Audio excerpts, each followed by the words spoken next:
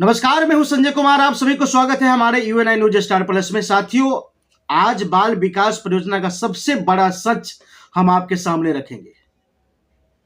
सबसे बड़ा सच आपके सामने हम रखेंगे और आपको जान करके हैरानी होगी और पैरे तले जमीन खिसक जाएगी।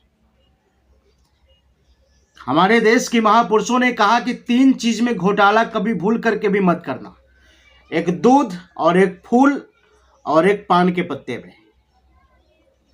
लेकिन उस महापुरुषों की वचन को जो है आंगनबाड़ी सीडीपीओ ने पूरी तरीके से सर्वनाश कर दिया। आंगनबाड़ी सीडीपीओ ने पूरे तरीके से महापुरुषों की वचन को नष्ट कर दिया और दूध में भी जो है रिश्वतखोरी और कमीशनखोरी का अड्डा बना करके रख दिया। मैं आपको बताना चाहूंगा कि आंगनबाड़ी प्रत्येक सेंटर पर जो दूध का पैकेट मिलता है, उस दूध के पैकेट में कितनी बड़ी घोटाला करते हैं ये सीडीपीओ। आज इस सीडीपीओ का हम पूरा पर्दाफाश आपके सामने करेंगे। लेकिन उससे पहले आप हमारी चैनलों पर अगर नए हैं तो चैनल को सब्सक्राइब कर लीजिए, बेल आइकन तो दबा ही लीजिए और साथ साथ आप अपने चैनलों को जो है ज्वाइन भी कर दीजिए, ताकि हम लगातार इस प्रकार की खबर आपको दे सके। लेकिन दूध के घोटाले से पहले आपको एक बात समझनी पड़ेगी, जो पूर्ण तरीके से हम आपको समझाने की कोशिश करेंगे। पूरी साधारण तरीके से आपको समझ में आ जाएगी कि ये धरातल पर चल रहे हैं और मैं बिल्कुल धरातल से जुड़ी हुई खबर आपको बता रहे हैं। चलिए आपको ले चलते हैं सेंटर पर, आंगनबाड़ी सेंटर पर आइए, हम आपको ले चल रहे हैं। जिस आंगनबाड़ी सेंटर पर 40 बच्चे में या फिर 20, 15 या फिर 25-30 बच्चे में जितना दूध का पैकेट मिलना है, अगर दूध का पैकेट अगर 30 मिलना है तो सीडीपीओ ने देगा वहां पर 28 या 26 या 25। एक सेंटर पर कम से कम तो 3-4 पैकेट बचा ही लेती है। अगर जोड़ लीजिए कि अगर 200 सेंटर पर अगर दूध का पैकेट अगर देना है तो मात्र 2-2 पैकेट ही बचा लिए, फिर भी 200 पैकेट बचा लिए दूध का। ये 200 पैकेट बचा लिए सीडीपीओ। बताइए, मतलब कहां कहां व्यक्ति ध्यान देगा। और जानते हैं, जब सीडीपीओ जब कम दूध का पैकेट देते हैं तो जब सेविका अपने सेंटर पर आती है तो आप बताइए वो कहां से देगी, और कहां से पूरा करेगी, क्योंकि कम तो वहीं से मिलता है। और जब कम वहीं से मिलता है तो यहां पर कहां से पूरा करेगी आंगनबाड़ी सेविका।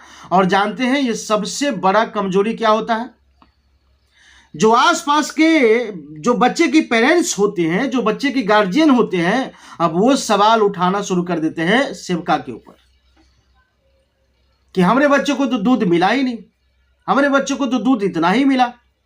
और जानते हैं उसमें होता क्या है, साफ साफ तौर पर कहा जाता है कि एक बच्चे को जो है 1800 ग्राम दूध देना है। यहां कम भी कर दिया और यहां उसके चार्ट के अनुसार देना भी।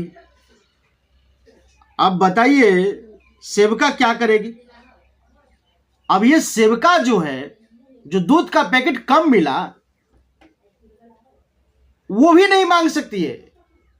अगर कोई सेविका अगर सीडीपीओ को कहे कि नहीं पूरा दीजिए तो जानते हैं क्या होगा, चैन मुक्त कर देगा तुरंत।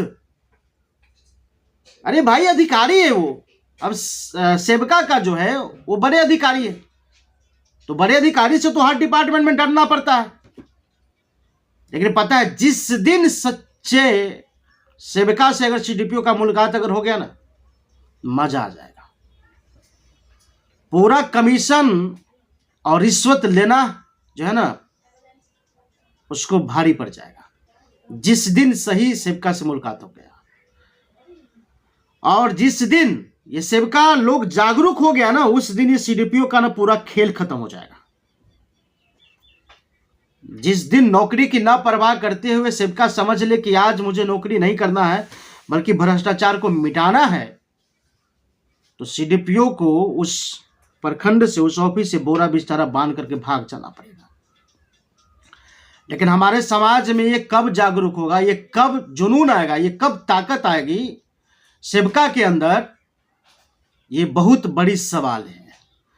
मैं वही चीज कर रहा हूं, मैं हर सेवका के अंदर वो जुनून भर देना चाहता हूं, वो ताकत ला देना चाहता हूं, वो हिम्मत ला देना चाहता हूं कि एक एक सीडीपीओ को, घुसखोर सीडीपीओ को उठा करके अपने क्षेत्र से फेंक दे।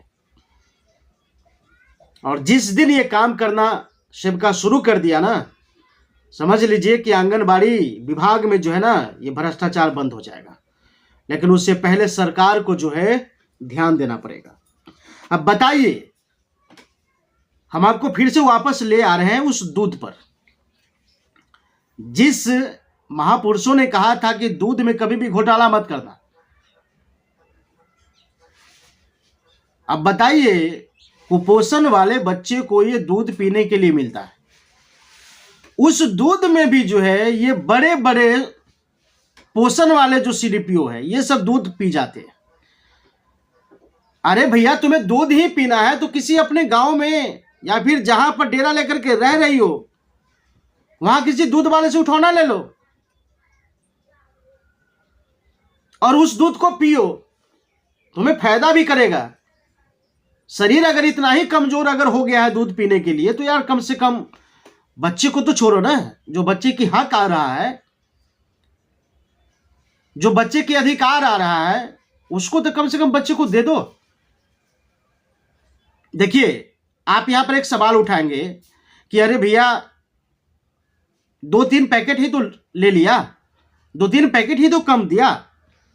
लेकिन 2-3 पैकेट कम नहीं है मेरे भाई। अगर 200 सेंटर है तो पता करो कि भाई अगर 2 पैकेट ही अगर एक सेंटर से बचा लिया और 200 सेंटर है तो 200 दूध का पैकेट तो उसे बचा लिया उसने।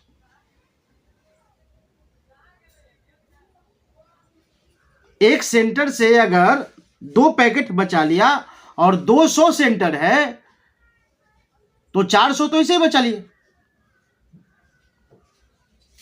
मेरे भाई आप समझिए, आप समझिए इस सिस्टम को, और आप जहां हैं वहीं से आवाज उठाइए। यह जरूरी नहीं है कि हम जैसे रिपोर्टर के समक्ष ही आप ये खबर दें, नहीं, आप जहां हैं अपनी मोबाइल से फेसबुक लाइव कर लीजिए, यूट्यूब पर आप जो है खबर डाल दीजिए। आज तो सोशल मीडिया है, लोग देखना शुरू कर देते हैं। लेकिन पहले आपको इसको समझना पड़ेगा। ये दूध में भ्रष्टाचारी होना हमारे देश के लिए बहुत बड़ी लाजिमी है। मतलब कैसे उस सीडीपीओ को अंदर से आत्मा अलाव करता है कि हम दूध की घोटाला करें।